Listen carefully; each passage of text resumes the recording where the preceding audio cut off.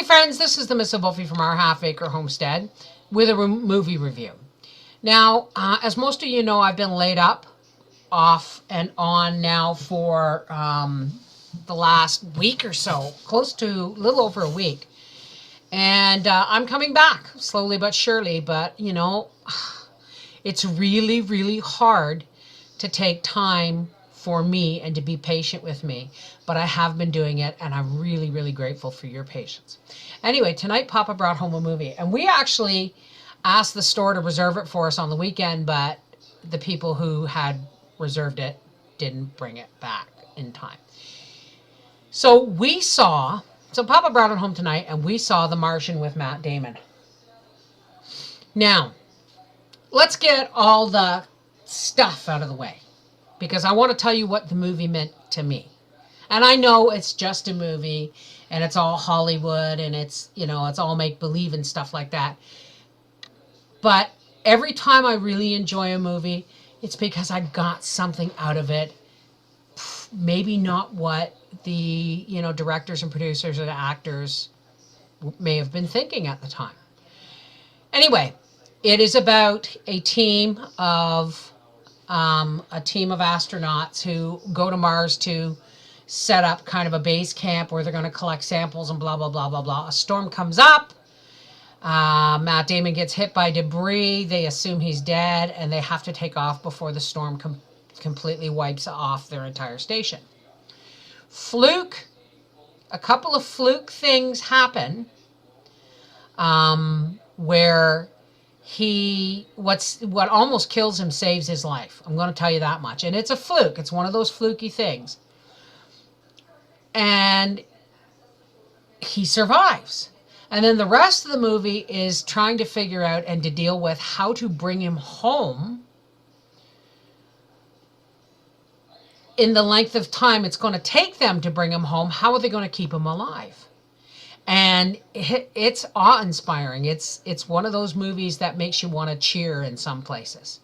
You know, there's nail biting, there's cheering, there's holding your breath, there's like, yes! It's just a really feel-good movie, but it's all about hope, and it's all about faith.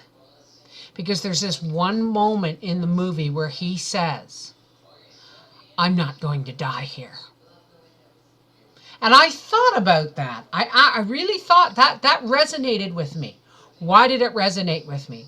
Because in the beginning, the two fluky things, or the one or two fluky things that should have killed him, that ended up saving his life, is a pivotal moment somewhere in his psyche where he says, he doesn't come right out and say it, but he has had to have made the decision that I'm alive for a reason.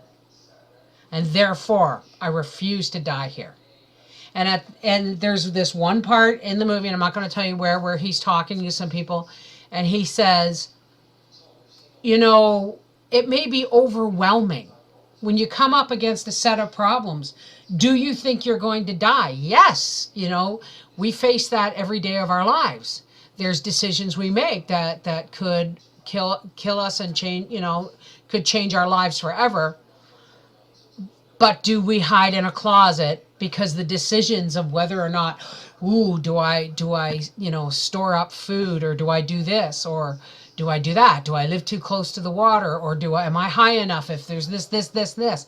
If you allow those kind of decisions, if you allow fear to overwhelm you, you lock yourself up in a place where you can't solve the problem. So his whole premise of survival was solving one problem at a time. One moment at a time, one day at a time, one foot in front of the other, because he wasn't going to die there. And what do you say to that? Yes, it's Hollywood, and yes, it's a feel-good movie, and of course it was a very wonderful, triumphant ending. But the whole movie, to me, was, no matter how alone he was on that planet, he was never really alone. This is the MrsVolfies from our half-acre homestead saying, you can't have both. If you have faith, You shouldn't be afraid. And if you're afraid, where's your faith? Take care. God bless.